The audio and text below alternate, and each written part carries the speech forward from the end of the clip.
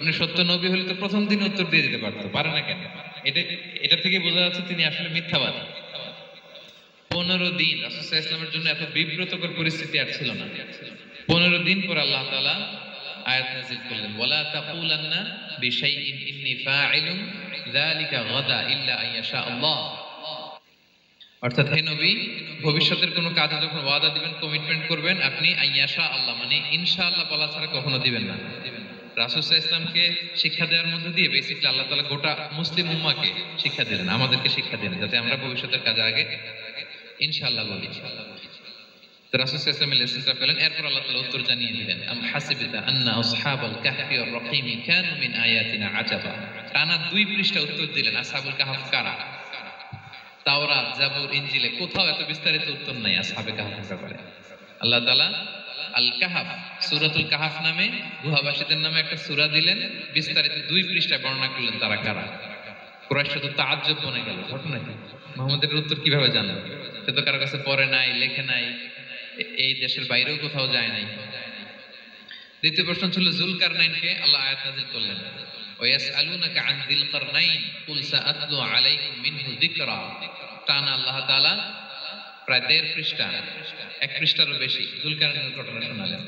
আর রূহের কথা শোনালেন সূরা আল ইসরাতে, ওয়ায়াসআলুনাকা আনির রূহ কুলির রূহু মিন আমরি রাব্বি ওয়া মা উতীতুম মিনাল ইলমি ইল্লা কালিলা।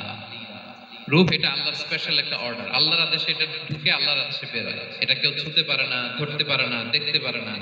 এটা আল্লাহর পক্ষ থেকে একটা মিরাকেল। 3টা প্রশ্নের উত্তর যখন আল্লাহ তাআলা দিয়ে দিলেন, রাসূল সাল্লাল্লাহু আলাইহি ওয়াসাল্লাম তাদেরকে সাবলীল ভাষায় শুনিয়ে দিলেন। তারা অবাক হয়ে গেল।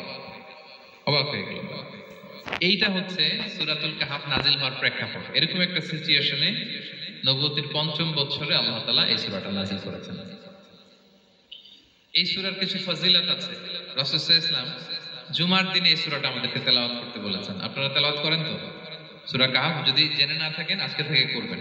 রাসূল সাল্লাল্লাহু আলাইহি ওয়াসাল্লাম বলেছেন যে জুমার দিনে যে এই সূরা কাহফ তেলাওয়াত করবে, মান ক্বারা সূরাতাল কাহফি ফি ইয়াউমিল জুমআতি আদাআ লাহু মিনান নূরি মা বাইনাল জুমআতাইন। 2 জুমার মাঝখানে আল্লাহ তাআলা এই জুমার সময়টাকে তার জন্য আলোকিত করে দেয়। কি করে দেয়? আলোকিত করে দেয়। একটা নূর তার জন্য সেট করে, এই নূর তাকে হেদায়েতের পথে অবশিষ্ট রাখে। এটা হচ্ছে একটা। তাহলে জুমার দিন আমরা সূরা কাহফ তেলাওয়াত করব, মনে করি এটা সুন্নাহ। জুমার দিনের সুন্নাহগুলোর মধ্যে থেকে একটা সুন্নাহ হচ্ছে সূরা কাহফ তেলাওয়াত করা। আবার আরেকটা হাদিসে রাসূল সাল্লাল্লাহু আলাইহি ওয়াসাল্লাম বলেছেন, মান হাফিযা 10 আয়াতিন মিন আউয়ালি সূরাতিল কাহফি উসিমা মিন ফিতনাতিদ দাজ্জাল। যে ব্যক্তি সূরা কাহফের প্রথম 10 আয়াত মুখস্থ করবে, সে দাজ্জালের ফিতনা থেকে মুক্তি পাবে। বিসমিল্লাহির রহমানির রহিম। আম হাসিবতা আন্না আসহাবাল কাহফি ওয়ার রাকিম কানু মিন আয়াতিনা আজাবা। সাদাকাল্লাহুল আযীম। রাব্বি ইশরাহ লি সাদরি ওয়া ইয়াসসির লি আমরি ওয়াহলুল উকদাতাম মিন লিসানি ইয়াফকাহু কওলি।